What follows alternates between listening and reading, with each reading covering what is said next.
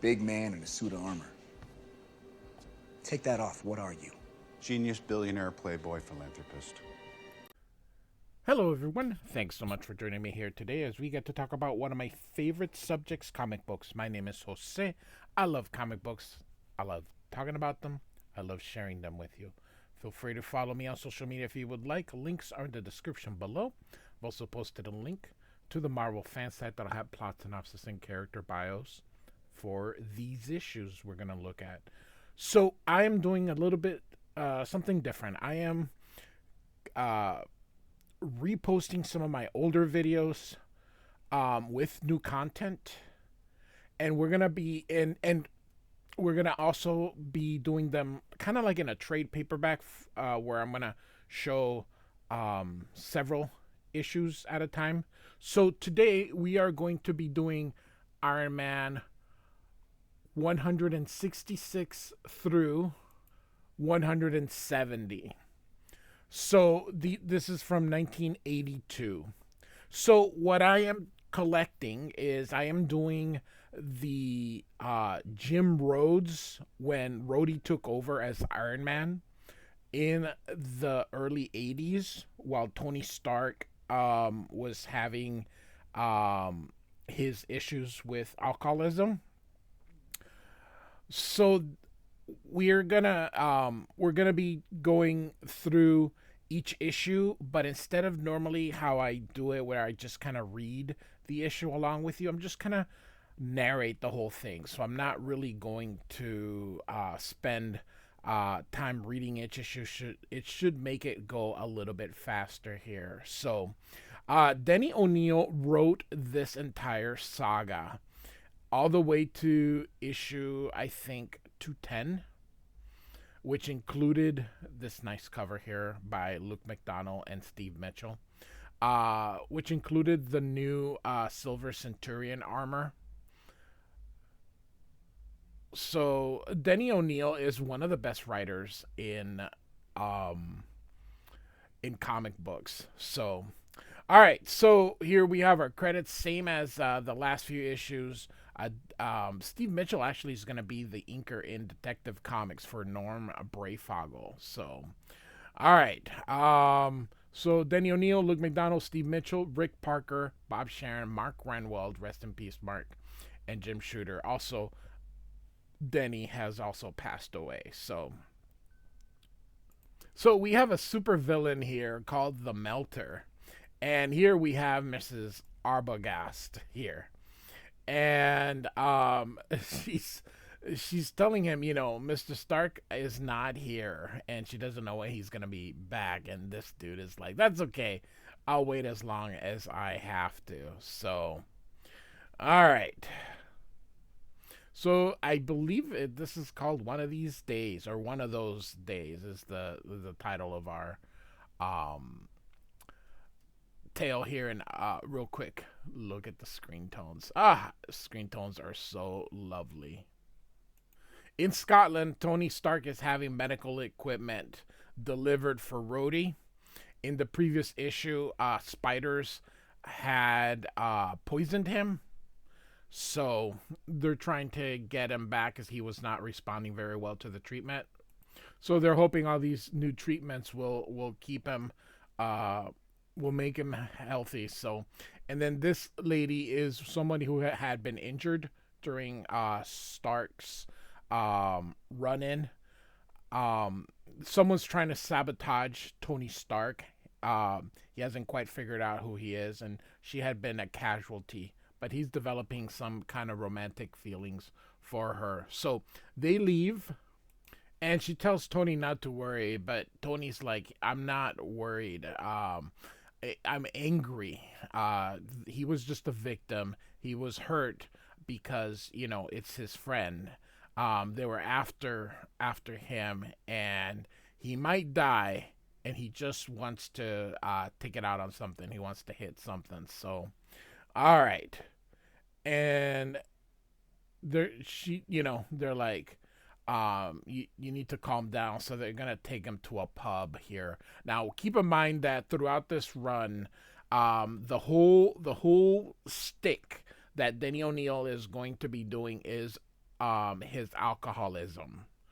And that is going to be the focus. From the days of Demon in the Bottle, where Bob Layton and David Michelini slash Michelini had created that Tony was having issues controlling his liquor, and Denny O'Neil decided, I'm going to lean heavily into this. So you can see them here at the bar here, and he says a club soda, and the guy's like, is there anything else I can get you? Because of course they're in a bar. He's like, milk, water, lemonade, I don't care. And of course, I don't believe she knows his battles with alcoholism. So they're like, they weren't trying to make you upset. Tony apologizes. He's just under a lot of stress, hasn't slept. And so he brings scotch for the lady and water, and kind of makes a fun at him. And he goes, I hope it doesn't rust your insides. So kind of taking a little stab at him. So Tony gets up, pays the tab. He's like, I don't want to be in this pub. I don't want to be in this country. When Rhodey is able to travel, they'll come back here. So they are going to head back to New York. Turns out, though, he can't fly because even though his pilot's license is expired, so Tony's just so much more angry now. And so he blames Mrs. Arbogast for not sending in the paperwork, and the lady's like, we can book a passage on a commercial flight. There's no need to be so upset. And eventually, that is what they do. But it's going to take some time here. So, and, the pilot's like, hey, sorry, we sent baggage to Saudi Arabia or whatever. And Tony's just like, whatever. So, and so the pilot keeps giving them bad news, like the restrooms are out of order. The stewardess drops drinks on them, and then it's a 6-hour flight. He's smelling the alcohol. It's just he's being it's becoming too much here. So here, the mysterious figure, we still haven't revealed who it is here, but he's like, Tony Stark and Iron Man have beaten his people. He probably thinks they've beaten him, and this guy's like, nope, that's not true. And his name is Pawn, so that is fun. Or that's probably what they call him.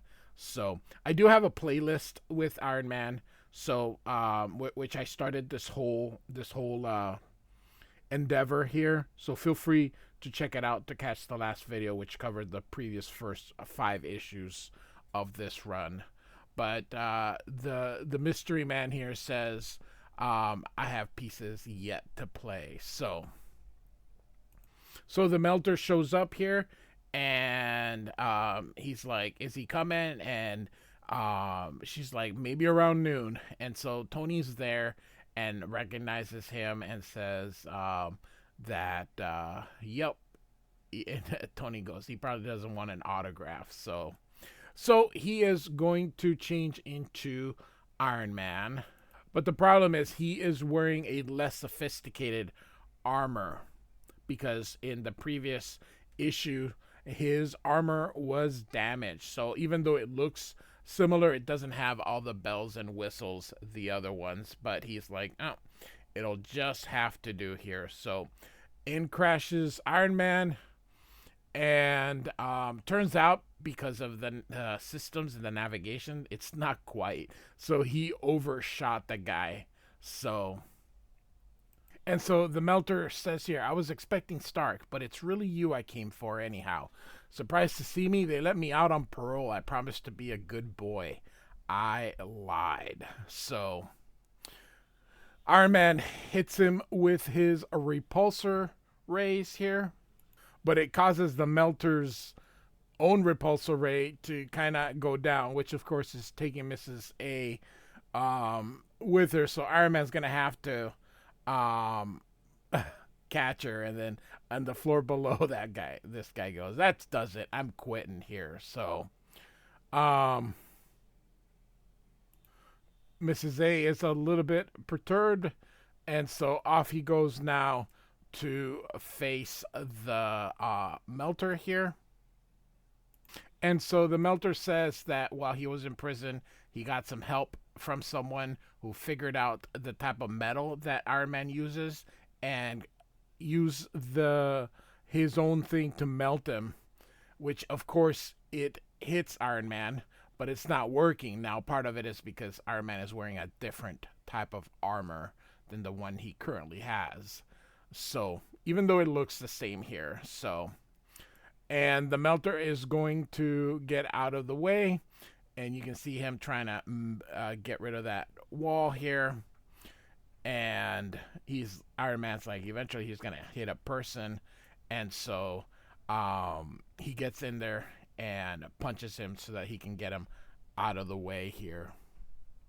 Unfortunately, too much damage was done and the building collapses, and this engineer tells them that just might as well write off the building because it's not worth repairing. So they go get a wrecking crew in here, and he'll be at his private lab if you need him. So of course Tony's mad now because he's like, he frightened my people and cost me about $4 million in rebuilding costs. God, that was in 1983. Goodness gracious, that thing would be like 50 million nowadays, most likely. So, and so he wants to just get back into his routine here and work on the Iron Man armor, but of course, he's being bugged by someone else here. So you can see here, Stark, you there? And of course, he's upset. He's being bothered, and it's Martinelli here. And he says, "We know who it is that's trying to sabotaging you. Looks like the same guy is behind the trouble you and Iron Man had in Scotland. Obadiah Stane." So Obadiah Stane, we saw his first appearance. Of course, he's been the guy who is that chess master type thing that we've been looking at. That is who Obadiah Stane is. We just haven't seen his face yet. So and if you are familiar with that, he's also played by Jeff Bridges in the Iron Man movie. So all right, so they continue. He runs multinational munitions office currently headquartered in Utah. And Tony says, check. I want readouts on everything I have on him, and I want them on a chartered 747 within an hour. And so Vic kind of thinks here that he hopes Tony knows what he's doing because he sounds like he is going to crack. And again, I love the screen tones being used here. So why is he chartering a 747? That would probably cost more. Well, whatever. They're just trying to show you how rich he is, I guess. So all right, so Tony's flying, and of course the weather isn't very good, and so he looks kind of gets a thing. We still are not revealing his face here. He goes, Stane made his first million at age 25, beat me by nearly a year. Orphan, raised in a succession of foster homes, won the international chess championships while still in his teens. So you can see that he was always a chess aficionado. So we arrive here, and this guy doesn't have an umbrella, and they're like, I guess we didn't pack one. So there's a car here, and they said reserved for him. He says, afraid not. Our computer has been teensy beansy naughty. So, and then she's like, oh, sorry. So it's just not a good day for Tony, which is going to lead into more bad things. So we're going to eventually, as I mentioned, we are leading into Rhodey taking over. So, all right. So Tony gets on a payphone here. He's trying to call Indris Munji, that lady, and they're like, sorry, can't reach due to a tornado. Circuits are busy here. All right, and then of course they're getting a tornado warning, and in Utah here, which Utah actually doesn't get a lot of tornadoes, so that's kind of that this is what they used, and so and Tony comes in here. He's like, I'm not gonna let a little tornado stop me. So he is going to change now into his Iron Man because again, and it's really clunky how they had him always change into the Iron Man outfit. So off he goes, and here we have Stain right here, and they see that Iron Man is heading his way or their way. So all right. So Stain is ready, as you see these tanks here, and they're gonna shoot at Iron Man. So again, he's wearing an older armor, so he doesn't think he'll be able to fly them. So he is just going to have to use his ingenuity to try. So off we go again. More.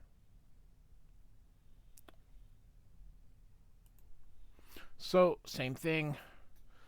Love the skates here. If you remember Secret Wars, the skate things, I loved it here. So they're saying that the radar's not able to track him, and Stain says switch to the lasers here. So, they do hit him with that because the lasers, of course, are faster. And now the lasers are going to melt him. Now, here's the funny thing. They would actually continue going through him, so they would melt him as well. So he gets out of the way here, and then is going to go and attack the tanks here. But tanks sort of move out of the way, and here it looks like they knock out this antenna here, and he falls, and the tank is going to run him over. This is actually a cool panel here, and does. Look at that. But Tony is safe at this moment, and they're still not showing his face completely here, but here we go, and Tony brings in the tank with him. So, all right, and so now we get a double page spread, and we finally see Obadiah Stane. So Stane tells him he's been the one responsible for everything that's happened, and Iron Man asks him why.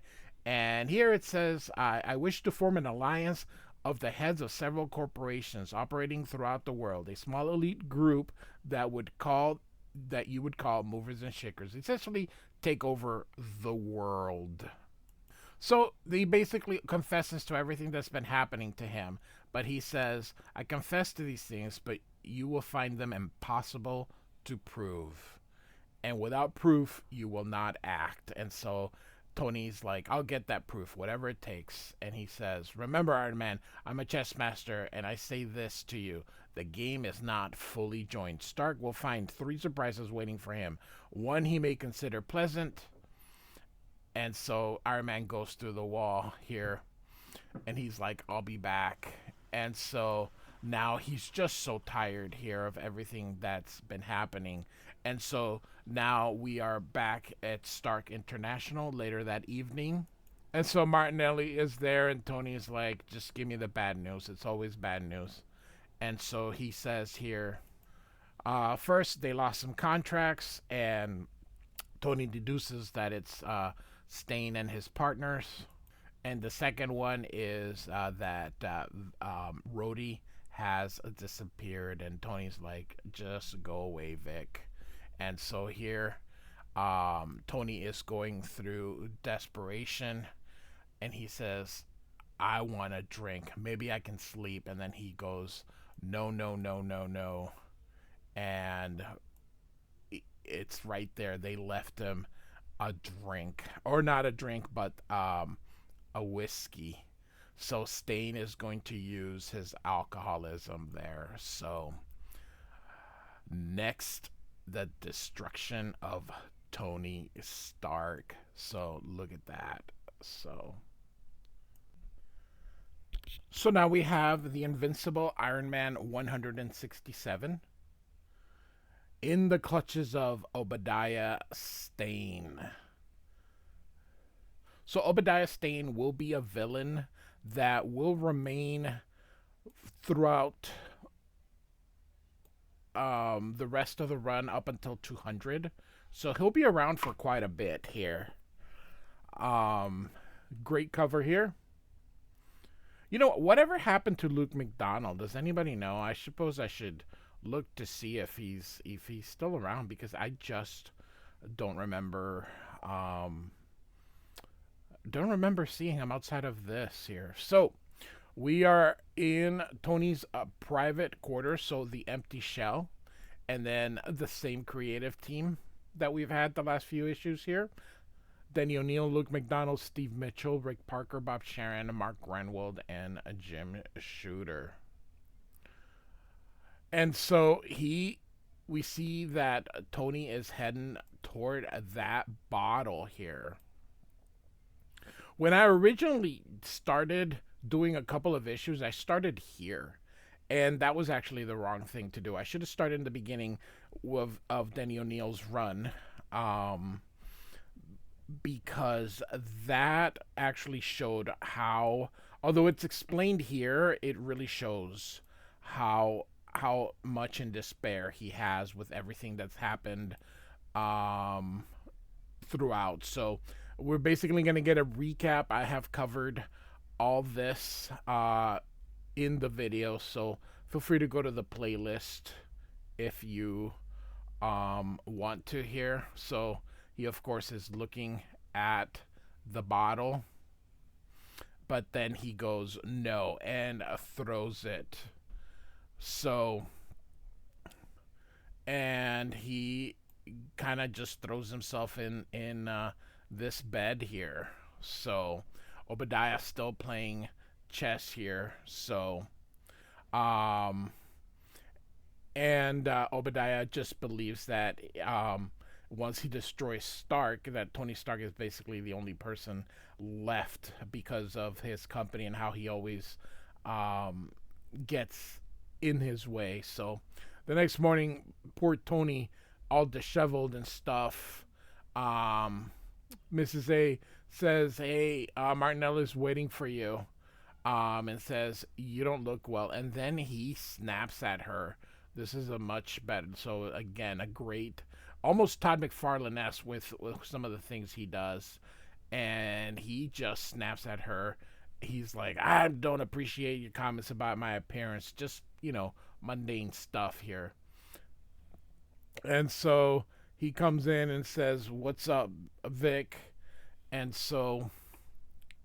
he tells them there's to be a meeting of your competitors in Switzerland tomorrow. The guys were banding together to put you out of business. And Tony tells him that it's most likely Obadiah Stane that will be the host, which Vic agrees, and he says, I think you should talk to them. He hopes that maybe putting some sense into them, letting them know that it's illegal and immoral, which of course corporations they don't care.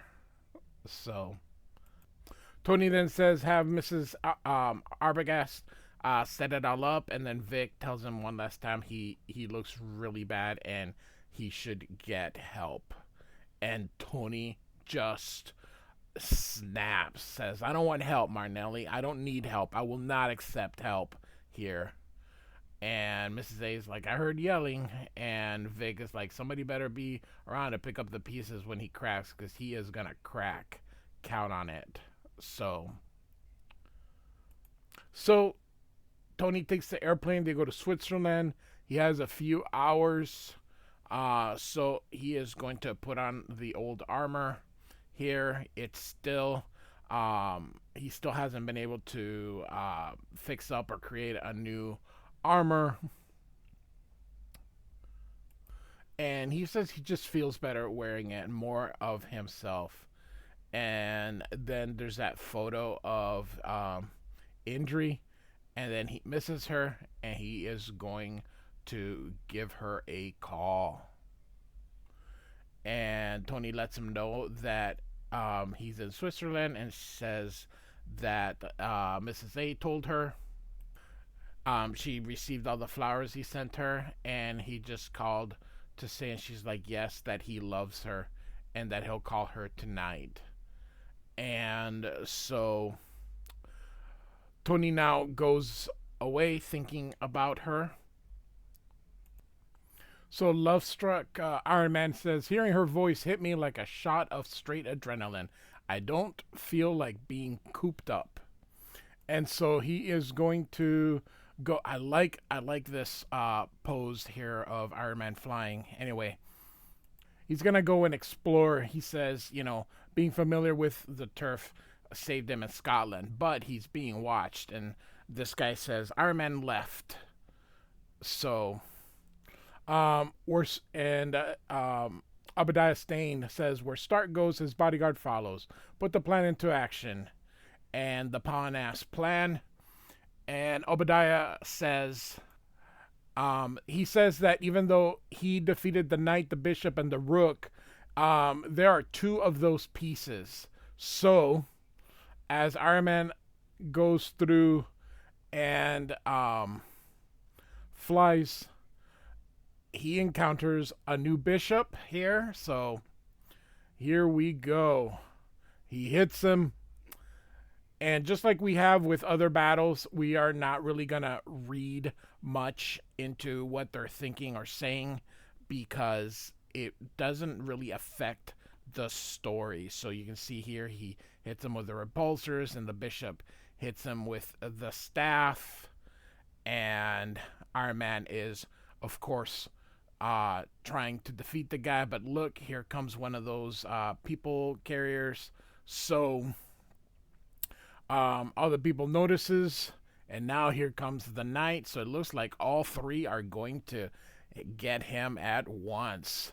And Iron Man is hit. He suspects there's someone coming from behind him, and the knight misses when Iron Man moves out of the way. Of course, you're not going to show this unless you're going to use it. So he hits the cable car, which snaps the cable, and Iron Man is like, crud. By the way, I love the screen tones on Iron Man. It is a shame that in digital comics nowadays, or in new comics, they don't really do that anymore. Everything now is so sleek, and styles have so changed, and I really do enjoy these older styles with the heavy ink. So anyway, Iron Man's gonna try and get the cable car here, and so he manages to put them safely into this cliff. But the knight, here he comes, hitting Iron Man here, and he's got to try to regain control before he hits. But remember, it is an older armor that he is wearing, and he ends up hitting the snow here. So notice they're all wearing those headsets from the last video that I had done. So he is going to basically control them. Look at this. They're making them act like animals here, different animals here. So these headphones, of course, are able to be mind control here. And so Obadiah says that he got them to wear it because they all thought that these were translators in them, and instead he managed to hypnotize them. So Obadiah Stane is gaining control here. So, of course, he's like, Stark is late. I wonder where he is. But of course, he is fighting them. Then nobody knows that Tony Stark is Iron Man at this time. So, all right. I think Avengers knew, but and only certain people in the Avengers, perhaps all of them. I don't know. I always said I don't understand why you want to give your secret away, because what happens if one of the good guys makes a heel turn, all of a sudden they know who you are. So, all right. So you see Iron Man here going through the different areas, trying to make them follow.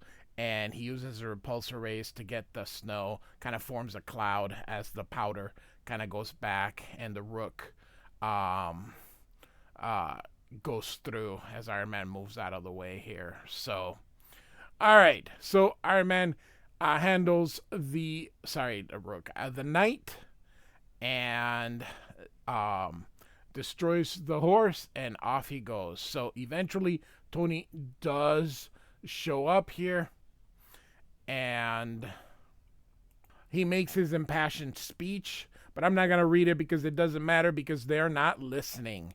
Because, of course, they're hypnotized, which Tony now realizes that those are the headsets that were used. So, issue 161, which I have covered. All right. So, Tony says, whatever, why don't you kill me? And Stain says, that would be clumsy, Mr. Stark. That would not be an elegant ending to our game. I have no wish to spill your blood. No, no. I will destroy you in much more interesting manner. There is a piece yet to be played. So, of course, Ale, as Tony walks here, and he looks at the tavern, but then says, no, of course, we keep getting this tease too much to know that this isn't gonna happen. So, all right. So he keeps walking and thinks of Indri. And meanwhile, in Scotland here, remember that Rhodey was moved from where he was. So Rhodey goes to this cabbie here and says, you got to take me to the airfield. And the guy's like, I don't know how you're going to be paying. He's like, I'm Jim Rhodes. I work for Tony Stark. The rich guy. I'm his pilot. I guarantee you $1,000 if you just, and he's like, guarantee doesn't. And all of a sudden you see blam. And so these guys are shot the poor little cabbie here. But you can see here he's not dead because, hey, this is a comics code approval. So Jim Rhodes gets into the car and off he goes. And the two dudes are like, uh-oh, because, of course, they know how Stain deals with it. And then they leave this guy here. He's like, you rotten scunners. And they're like, shut up, as they walk away because, again, code approved. So Tony arrives now at Stark International. And Mrs. A says, should I call a doctor? And he says, no. And he wants Indri's momji. And he says, she's waiting for you in the office. I let her in, not that I approve of such things. And so he walks in, and Tony is taken aback. He's like, oh, great, And she's like, hello, Tony. But we know something's up because, it's very, all the tropes for how to make a good comic book story are here. Everything, oh my goodness. Denny O'Neil, I forgot his name, really is a good writer. He truly knows how to compose. I mean, he's written books on how to write comic books and how to write. He is an incredible writer. So, Indri's goes, please, I'd rather you didn't paw at me. I'm not in the mood. And she says, I doubt whether I'll ever be in the mood for any such thing with you, she says. And he's like, I thought you loved me. And she goes, me love you? Do you not realize how impossible that is? As she takes a cigarette. And so we are about to get the big reveal, which hopefully you guys sort of understood where this was going. So she's like, no, I don't love you. You're like, your ego, you pan at me like a puppy dog. And she goes, it's astonishing that you can be so stupid that, to think she would ever love you. She picks up the phone and she says, it is done, master. And he says, and thus the last piece, the queen, is played. Checkmate. And so Tony goes through, opens the case, takes the helmet out. He goes, an empty shell. And he looks at the bottle, picks it up, and begins to drink. Oh my goodness, do we not see how this is a great story and how good this friggin' story is? Next issue, The Iron Scream. Pretty powerful story.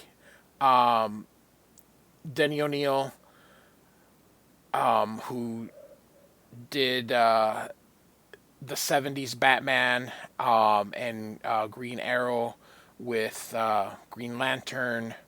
So he knows how to write very human stories. So I'm going to go to the next issue. So we're going to see Machine Man here in this issue. And Machine Man's going to Stark International. He took a cab there. You know, bit of silly adventures, but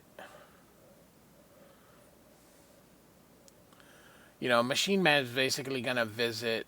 He wants to speak with Iron Man because he thinks Iron Man is a robot like him. Of course, Tony's drunk, so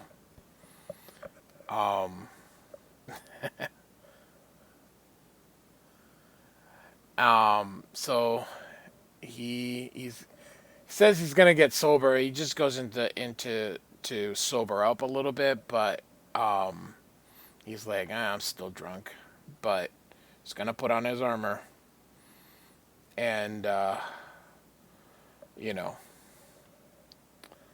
so he's gonna show in there. Like I said, he thinks he's a robot, and they're gonna end up fighting because again, he's drunk inside. So this issue should move a little faster because it's essentially a fight between Iron Man and Machine Man. And I think this was put in there just to show how Tony fell here. So the henchmen are waiting for Jim Rhodes. This is Stark's jet here. They're thinking Jim's gonna go there, but he's like, oh no, he won't. And he goes in here and dressed as a janitor, takes care of them, and rushes in and takes off. It was him in disguise, so he's removing, and he's gonna go return to the U.S. And then we go back to the fight, and because Tony's drunk, eventually Machine Man's basically gonna defeat him. I mean, it is an Iron Man book, but that doesn't mean he's going to win. I do like some certain things, like the breaking out of the panel. I do like that.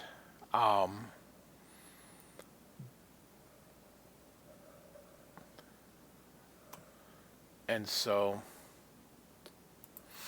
these are the guys that were working kind of like on an experiment that with Iron Man. But I mean, look at Iron Man just plowing through. So and basically it's destroying their own research.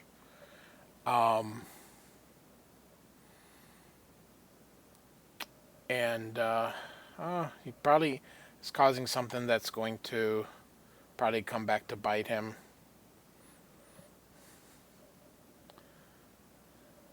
So, like I said, the story is decent. Denny O'Neil is a good writer. He's written a lot of works, done a lot of stuff. Rest in peace, Denny O'Neil.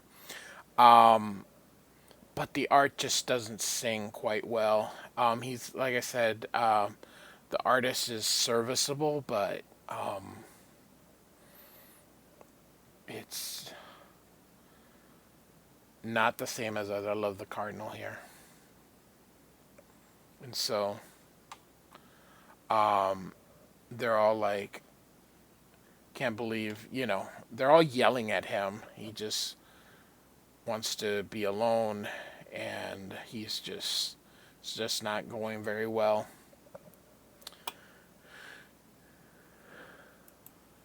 So we're gonna go down. He's gonna go down even a further despair. She's Mrs. A calls him, says, "Oh, so we're in trouble. This is all happening." He's like, "I can't be bothered. Please send one of the expensive cars." And he's going to shave so that he can look a little decent. He can't go out front because he'll be visible. So, and here he's like a $200 custom tailored suit. Again, you got to remember the time frame of this. So $200 in 1982, $100 silk tie. So maybe not quite double, but. And so he gets on the car. This guy wants to talk to him. He's like, "Talk to my secretary," and off he goes. The company, Martelli, I think, says, this company's falling apart because essentially it's a one-man operation, even though it's a huge corporation. Asks if he's going to use the penthouse. He says, "I will." He gives him a $500 bill. He says, "I'll give you another one if I'm not bothered." He's out. He needs alcohol, and wonders if he can get him some gin. He tells him, "I'd love to, but I can't leave." So he says, "Don't worry about it." And basically he's going to go do it himself. So this is now number 169. And you can see from the cover that he is not doing very well. So Iron Man's not doing very well. He's drunk, and if you can see, he's just crashing through things, and just keeps going through billboards, and they catch him in the news, and here's Daredevil saying, must be a reason for it. Doesn't even know where he's at, or which one is his. He eventually gets to it and starts drinking. So this is one of the villains called Magma. They'll give a little. He's a lesser villain here, kind of. Had fought Iron Man in a Marvel Team Up 110 here, as it says, and he is ready for a rematch. Tony's kind of waking up from Channel 3. The mayor says, we need restitution. Stark's like, "You're not getting anything," and he's going to get his lawyers on this, and yada yada yada. The doorman asks if he should get him a cab. He doesn't look well. He says, "No, I'm fine." And he thinks, who does he think he is, telling me how to look? So Jim Rhodes lands at Stark International, and I forgot his name. Milo, was it Milo? Anyway, Vinny, he says here. He says Tony's drinking again, and Rhodey's like, "Oh yeah," and he's thinking that he's been heading this way for a long time. So he's at the law offices. He wants to bring a libel against the station, but they tell him he is losing his company because he's neglected it, and they owe money because they had to default on a contract with that reactor that he ended up destroying. Creditors are getting jumpy. Someone's buying his debt, and that means that he knows it's Obadiah. He says that if he owns the debts, he can sink him, and of course, Obadiah's like ready for the end game. And then Magma's coming to attack.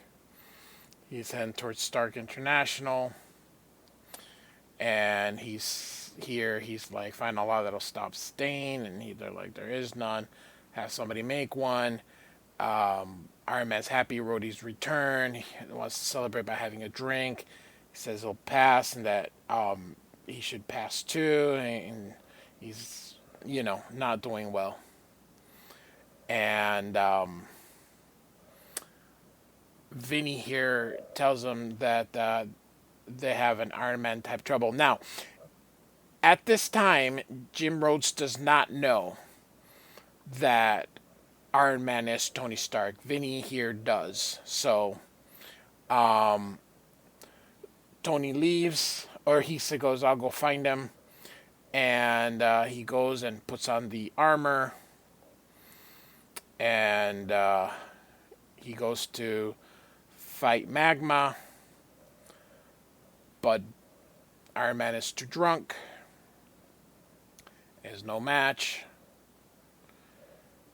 And he's going to get squished here. He's blaming the armor because he can't. Uses the repulsor race to kind of nudge himself free. And, it's not doing well, so he runs away. And he thinks that if he repowers his armor, he'll be able to. So he has a plan. He needs help with Rhodey to take him to that fusion. This guy needs to. Same guy again. Tony kind of pushes him aside. Asks Rhodey for help. He's going to, like I said, he's going to power up the armor, give it a jolt, but he causes a blackout because he's wearing an old armor, and the circus can't handle such a. And he says, come with me.